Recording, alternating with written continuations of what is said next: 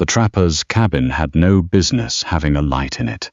Hestia knew that the moment she saw the pale thread of smoke rising above the tree line. 3 weeks since anyone had come through the Coldwater cut. 3 weeks since the supply wagon from Merritt had turned back on account of the early October ice. She was the only person left in this stretch of the British Columbia interior. And she had not lit a fire in that cabin.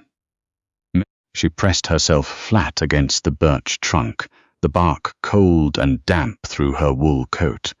The baby shifted against her ribs, making a sound somewhere between a whimper and a breath. She pressed her palm flat over the bundle of oilcloth and flannel, and felt the tiny heartbeat working against her hand. Still going, still going. She waited. The smoke was thin. Whoever was inside wasn't trying to heat the place. They were warming themselves, passing through. Hestia had 3 options. She could go back to the hollow in the cut bank, where she'd spent the last 2 nights, with nothing but pine boughs and a man's canvas coat that still smelled faintly of wood smoke and blood. She could walk west along the creek until the creek became a river, and the river became impossible, or she could go toward the light, toward the warmth, toward whoever had lit that fire, and take the risk that came with it. Her shoulder had stopped hurting 2 days ago. That frightened her more than the pain had. She stepped out from behind the birch. The door was old, warped in the frame, from a dozen freeze-thaw cycles. And she didn't have the strength to be quiet about it. She just got herself inside, pulling the door shut behind her, and pressed her back against the wall beside it. The fire was low in the iron stove. The room smelled of pine pitch, wet wool, and something she couldn't name immediately. Animal. Tallow. The honest smell of a man who lived outside. He was sitting on an upturned crate near the far wall, and he did not reach for the rifle propped beside him when she came in. He just watched her. He was big the way old timber was big, thick through the chest and shoulders, his dark hair going grey at the temples, a beard that had not been trimmed in some time. His hands rested on his knees. He looked at her the way a person looks at a problem they weren't expecting but aren't particularly surprised by. She raised the small, folding knife in her right hand. He looked at the knife. He looked at her. His expression did not change. "You're going to drop that," he said. His voice was low and unhurried, the kind of voice that had not spoken to another person in a while, and was in no rush to start now. "I haven't decided yet," Hestia said. A silence. The stove popped. "You're bleeding through your coat," he said. "Left side, whatever's underneath. It needs attention before morning. You can keep the knife if it makes you feel better, but you'll want both hands free when you unwrap that child." She had not told him there was a child. She had not made a sound when she came through the door. She looked down and realized the oilcloth had come loose somewhere in the last hour of walking, and one small fist had worked its way out into the cold air of the room, the fingers curled and faintly blue. She crossed the room in 3 steps and knelt by the stove. Her name was Hestia. She was 26 years old. She had been a schoolteacher in a place called Crestfall, a mill town on the Nicola River that had been a mill town right up until the Crestfall Timber Company had decided it was something else entirely. The mill had always belonged to the Gault family, so had the land it sat on, the company store, the bunkhouse rows, the post office, and, as Emmett Gault had explained to her in the Crestfall office 3 weeks ago, with his hands flat on the desk and his eyes very steady, the debt her late father had run up in his last winter. A debt that had transferred, he said, in the way of certain arrangements. He had shown her a paper. She had read it twice. She had not recognized her father's handwriting on the signature line. She had gone home and packed a bag. She had come back in the night and taken what belonged to her, her daughter. 12 weeks old. 3 months of breathing and sleeping and nursing, and making the small helpless sounds that live in the chest of everyone who has ever held a very young child, and understood exactly how breakable the world is. She had walked north because north was the only direction. Emmett Gault's men didn't know. She had been walking for 11 days. The man across the cabin said nothing while she unwrapped the baby and checked her fingers and pressed her palm against the downy skull to check the temperature there. He set a tin cup on top of the stove without being asked. When Hestia looked up, there was water heating in it. "Warm her fingers slowly," he said. "Not against the stove, against your neck." She did. The baby stirred, screwing up her face, working toward a sound that would carry. "Name's Craw," the man said. Hestia looked at him. "Sure, Craw." He said it like it needed the clarification. "I run a trap line through this drainage. The cabin's a waystation. Not mine to own, technically, but the man who built it has been dead since the spring, and I'm the only one who knows that. You're not going to ask me who I am. I expect you'll tell me what I need to know when you decide I need to know it." The baby's fingers were pinking. Hestia held her against her throat and let the pulse there do the work. "Her name is Clara," Hestia said. Not because he'd asked, because she was tired of being the only one who'd said it aloud in 11 days. She watched his face when she said it. There was something there, some small movement around the eyes that was not pity and was not indifference. She didn't know what to call it. "You're hurt," he said again. "It can wait." "It cannot." He stood, and the full scale of him was apparent in a way it hadn't been while he was seated. He crossed to a canvas pack hanging from a peg near the door, unhooking it with one hand and bringing it to the small table near the stove. He unpacked it with the practiced economy of a man who'd done field dressing in the dark, clean cloth. A brown glass bottle, a small tin of salve that smelled of pine resin, and something astringent underneath. "Coat off," he said. He was not looking at her, he was laying things out in order on the table. "I'll do it myself. You've been doing it yourself, for however long you've been out there. And it's infected." He still wasn't looking at her. "I can smell the wound from here." "That's not a good sign." She hesitated, not from modesty. She'd been past modesty somewhere around day 4.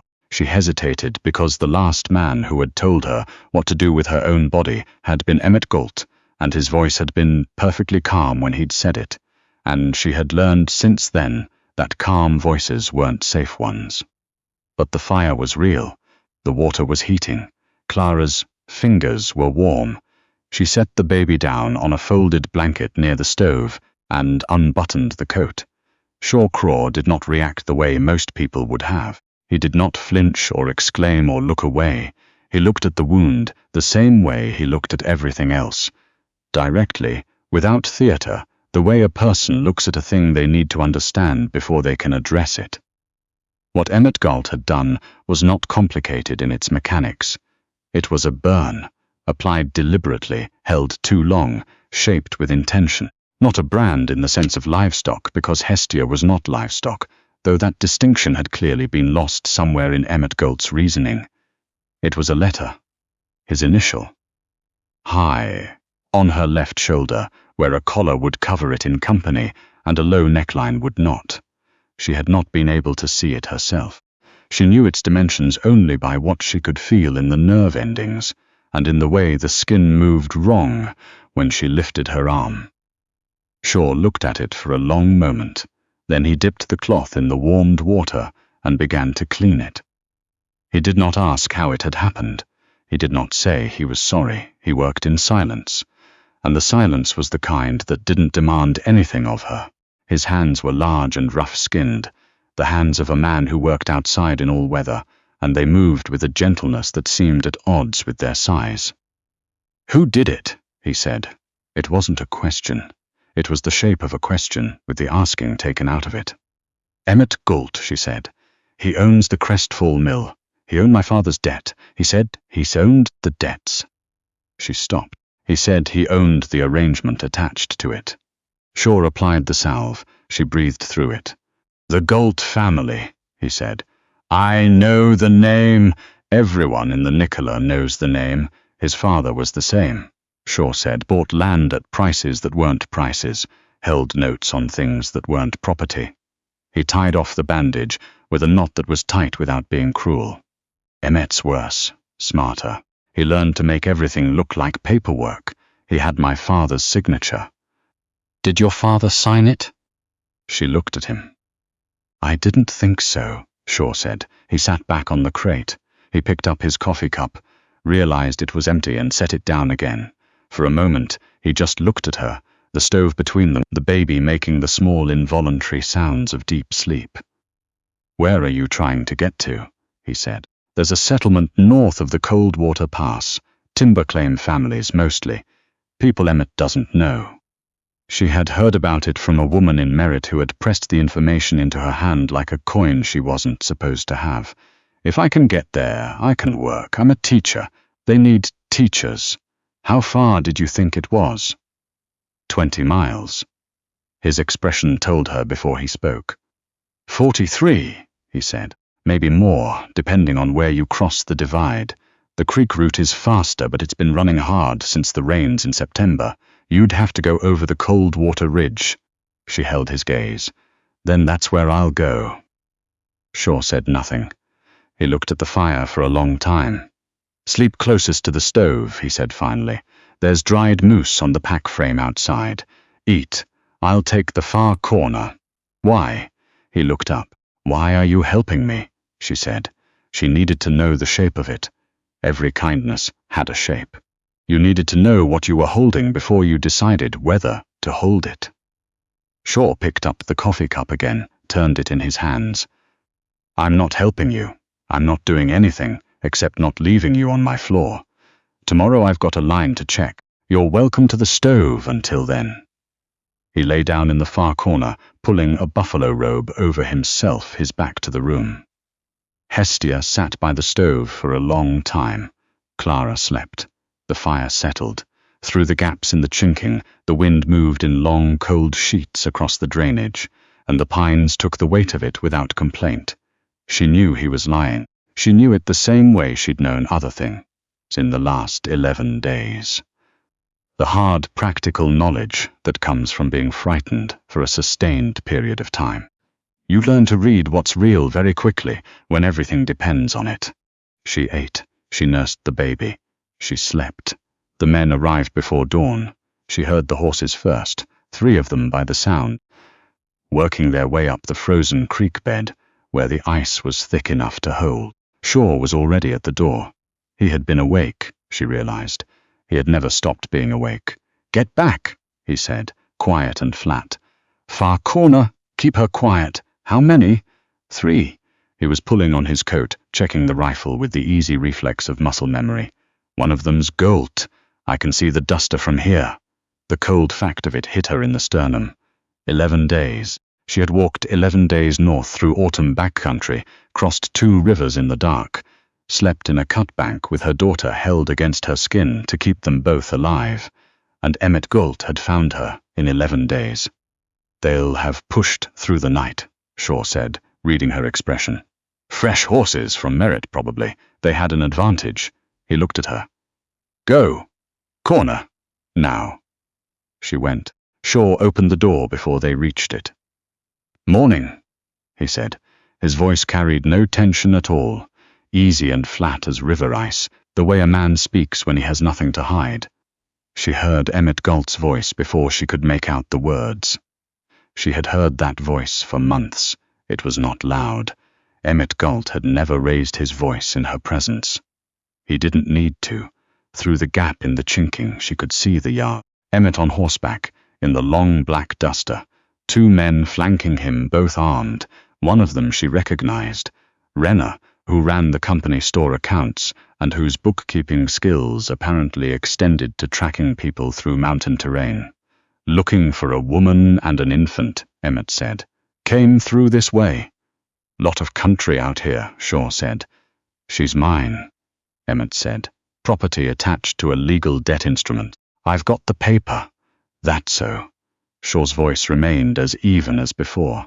You'd want to be careful throwing a word like that around in this province, Mr. Gault. Courts up here take a different view than your Milltown office. The paper's legal. I'm sure you believe that. A pause. She could see Renner's horse shifting, impatient with the cold. You seen her or not, Emmett said. I haven't seen anyone come through here in 2 weeks, Shaw said. Storm's been bad. Nobody's moving in that country. Mind if we look inside? I mind very much, Shaw said pleasantly. Come back with a constable and a writ, and I'll make you tea. Another pause. She was watching Emmett's face through the gap in the chinking, watching the way his jaw set. He was always calculating. He was always calculating. You're making a mistake, Emmett said. Most likely, Shaw agreed. She held Clara so close that she could feel the tiny heartbeat on the inside of her own chest. She pressed her lips to the baby's head and breathed. Emmett Gault pulled his horse around. Renner followed. The third man sat a moment longer, looking at the cabin, and then he turned too, and the sound of the hooves receded back down the frozen creek. Shaw came inside and shut the door. He looked at her, across the length of the small room. They're not gone, he said. They'll wait at the tree line until they're sure I'm not going to come after them. And then they'll circle the ridge. They know you're here. Renner's a tracker. He read your boot prints in the snow.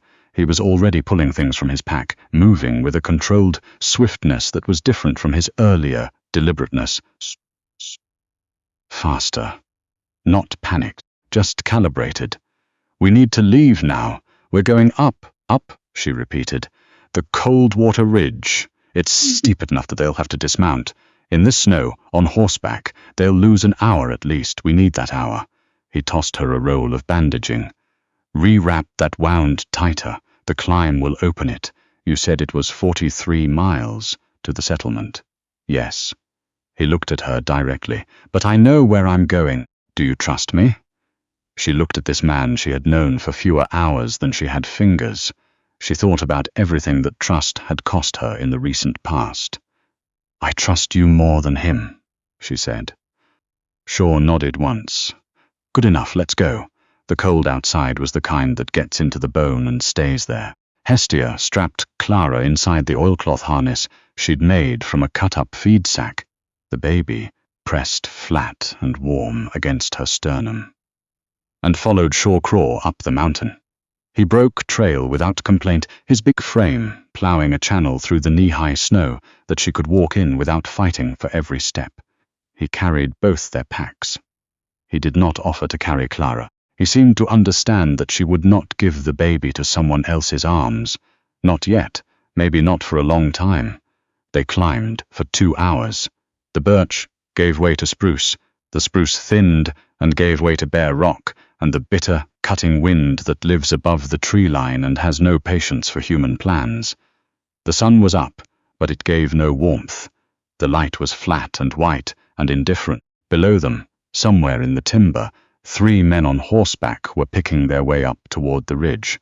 Shaw stopped under the overhang of a granite shelf and pulled out the brass spyglass from his coat. He extended it to his eye and looked back the way they had come. They left the horses, he said. All 3 on foot now, moving faster than I'd like. He collapsed the glass. Gault's leading them. He's not used to doing his own chasing. It's making him reckless. How far behind? An hour. Less if Renner knows this drainage. Does he? Can't say. Shaw put the glass away. But I know it, been running this ridge for 12 years. He looked at her, he looked at Clara. His expression did the thing again. That thing she hadn't been able to name. There's a place above here. Rock shelf with a southern exposure. In this wind, they won't hear us. We can get above them. And then we give them what they came for, Shaw said. A corner. She didn't understand that yet. She followed anyway. The last climb was the hardest. The rock was glazed with overnight ice in the shaded places. Treacherous, angled wrong. She fell once, catching herself on her right hand, curling automatically to keep Clara away from the impact. Shaw was beside her in a moment. He did not take the baby. He put his arm under hers and pulled her upright, and then he stepped back. You've got it, he said. She did. They came out onto the shelf of rock. The Coldwater Anvil, Shaw called it, which was apparently what he called anything that jutted out flat over nothing, and the view was enormous and cold and still.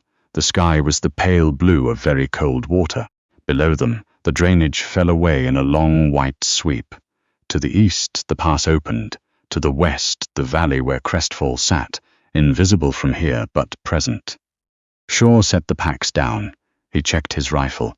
He stood at the edge of the shelf with the wind pulling at his coat and looked down the slope.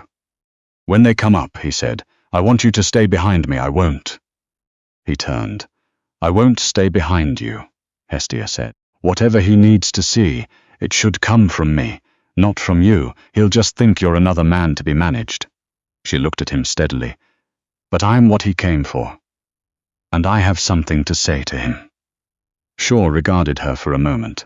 Something moved across his face, a kind of consideration that felt like respect. The real kind, the kind that comes from watching what someone does, rather than deciding in advance what they're capable of. "All right," he said. "But I'm here. I know," she said. 20 minutes later, the sound of boots on rock echoed up the slope. Emmett Gault came over the ridge first. He was nothing like the man who'd sat behind the desk in the Crestfall office. His duster was frosted white at the hem and the lapels, his face raw with cold, his eyes carrying something she recognized. Obsession. She had seen it on him before, in quieter forms. The way he watched her move through the schoolhouse at the end of the day, the way he had looked at the paper before he slid it across the desk, like things he had already decided were his. Renner and the third man came up behind him. Renner had a rifle out. Emmett stopped when he saw them. He looked at Shaw. He looked at Hestia. He did not look at the baby. "End of the mountain," he said, breathing hard. "Nowhere left. There's the pass," Hestia said. His gaze went to her. She held it. "Come down with me," Emmett said, with the same careful reasonableness he'd used across the office desk, like they were discussing something sensible. "The child, too. The arrangement still stands. I'm a fair man, Hestia. You know that."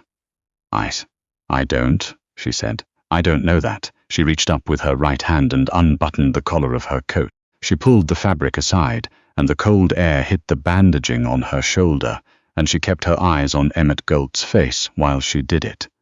"Look at it," she said. He looked. His expression did not change the way a guilty man's might. It didn't flinch. That was the worst part. It didn't flinch because he did not think it was wrong. He thought it was management. He thought it was his. "Your signature is on that paper," he said. "My father's name is on that paper," she said. "He was dying when you put a pen in his hand, and he couldn't read what was in front of him. I know that because I know my father's handwriting, and that isn't it. That'll be hard to prove." "I have his letters," she said. 12 years of letters. I kept them all." She had. They were in the pack on the ground beside her. She had carried them 11 days and 43 miles and up a frozen ridge, because they were the only evidence she had, and she had known, even then, that it would come to this. A magistrate in Kamloops can compare them. I'm happy to make that trip. Emmett Gault looked at her for a long moment. "Renner," he said. Shaw moved before the rifle came up. He didn't cross the shelf so much as he closed it. One moment he was behind Hestia, and the next he was between her and Renner, one hand on the rifle barrel, twisting it up and away with the leverage of his full weight behind it. There was a crack. Not a gunshot. The sound of a man's wrist giving way against a force it wasn't built for. Renner's sound was short and sharp, and then he sat down hard in the snow. The third man ran, just turned and went back the way he'd come, down the slope, his boots scrambling on the ice, and he did not look back. Emmett Gault stood very still. Shaw turned to face him. He hadn't raised the rifle. He held it at his side. He was breathing hard from the effort, but his face was composed, and he just looked at Emmett the way he looked at everything, direct, without theater. "You're done up here," Shaw said. Emmett's jaw worked. The cold had got into him, finally, stripped away the careful surface of the man in the black duster, and what was underneath was not the power he thought it was. It was a person standing on a mountain he hadn't been prepared for, being looked at by a woman who was still standing. "I'll come back with the law," he said. "Come back with whoever you like," Hestia said. "I'll have a magistrate before you're back in the valley. I'll have 12 years of letters and a doctor's statement about my father's condition in his last winter, and a charge of fraud that a Kamloops court will not be kind about. She stepped forward. And you know what else I'll have? I'll have this. She touched the bandaging on her shoulder, and everyone from Crestful to Merritt will know exactly what kind of mark you leave on people you think you own. Emmett. Gault looked at her. Something in his face tried for arrogance and couldn't find it. He turned, and he walked back down the slope. He walked the way men walk when everything they thought was solid turns out to have been ice all along. Carefully, like he was afraid of what would happen if he moved too fast. Renner followed, cradling his wrist. Hestia stood at the edge of the Coldwater anvil and watched them go until they were small, and then gone. She did not feel what she expected to feel. She had thought there would be something large. Instead, there was just the cold and the wind, and Clara stirring against her ribs, and the sense of a weight she had been carrying for so long that she'd forgotten it was separate from her, lifting. She turned around. Shaw was looking at the pass. The eastern sky had cleared while Emmett Gault was retreating down the slope, and the sun was doing something to the snow above the pass, turning it the color of old honey, the kind of light that only exists in the mountains in October for about 20 minutes before it's gone. The settlement, Hestia said. 43 miles, he said.